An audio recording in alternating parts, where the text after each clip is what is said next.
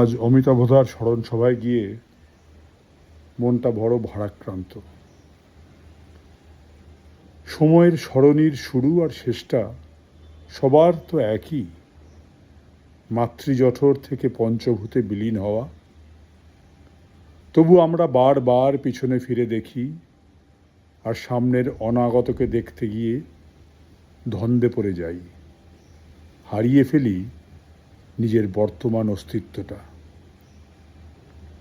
সেই পথ, গঙ্গার ধার, সেই তেমাথার মোড়, সেই জনসভা, সেই অতি পরিচিত ভিড়, মিছিলের ডানার মতো ওড়া সেই রক্ত পতাকা প্রজাপতিগুলো, সেই প্রতিবাদ সভা, সেই গোঁদলপাড়ার বাড়ি, সেই ভালোবাসা মোড়া ঘর, তার সেই ভালোবাসার নারী, তার আদরের সন্তান, সেই স্কুটি, গাড়ি, সব অবিকল একইভাবে জীবনের উৎসবে মেতে আছে, ঠিক যেমনটি চাইতেন তিনি। উনিও তো আছেন, কিন্তু কোথায়? তার সেই সোনা ঝরা অনাবিল হাসি, তার স্নেহ, পিঠের ওপর তার আশ্বাসের হাতের ওজন পাচ্ছি না কেন? জনসভার ভিড় থেকে খানিকটা দূরে তার হৃদয়ের মাপের বিশালাকার শরীরের তুলনায় ক্ষুদ্র স্কুটিটার ওপর বসে সেই হাসিটা দেখতে পাচ্ছি না কেন?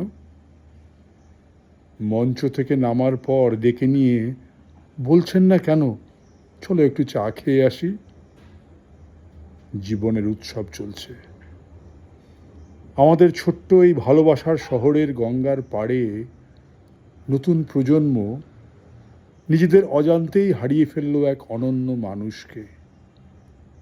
জীবনের নাটকের মঞ্চে আর অভিনয় করবেন না আমাদের প্রিয় অমিতাভদা। আমি আমার জীবনের উৎসবে তোমাকে পেয়েছিলাম, সেই আলোর ছিটে ফোঁটা বিচ্ছুরিত হবে আমার উৎসবের শেষ দিন অবধি।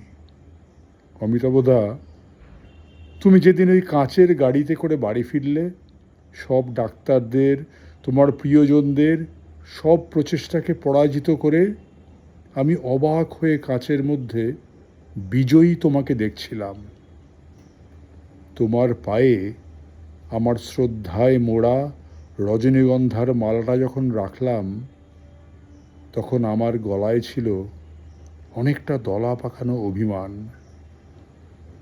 শর্মিষ্ঠা গাড়ি থেকে নেমে ভাস্করদার কাছে গিয়ে বলল, আমি ঠিক আছি দাদা, বলেই অঝরে কেঁদে ফেলল। জীবনের উৎসবের কিছু কিছু মুহূর্তে বোধ হয় এমন করেই বৃষ্টি নামে। সেই জল কত কিছু ধুয়ে দেয়, কিন্তু সেই জলও শুকিয়ে যায় এক সময় সময়ের দাবদাহে। উৎসবের বাজনা বেজে ওঠে আবার। পৃথিবীর আহ্নিক গতি, বার্ষিক গতি একটুও কমে না। আমাদের শুধু শিখতে হবে তোমার স্মৃতিগুলোকে নিয়েই উৎসব করতে। তবে তোমার মতন এমন মিষ্টি হাসি যে আমাদের মুখে মানাবে না দাদা। আমাদের মতো করে আর উৎসব করতে পারবো আমরা, বলো? পারতেই হবে, তাই না? ওটাই তো তোমার প্রতি আমার প্রণাম। সময়ের বিরুদ্ধে সোচ্চার বিপ্লব।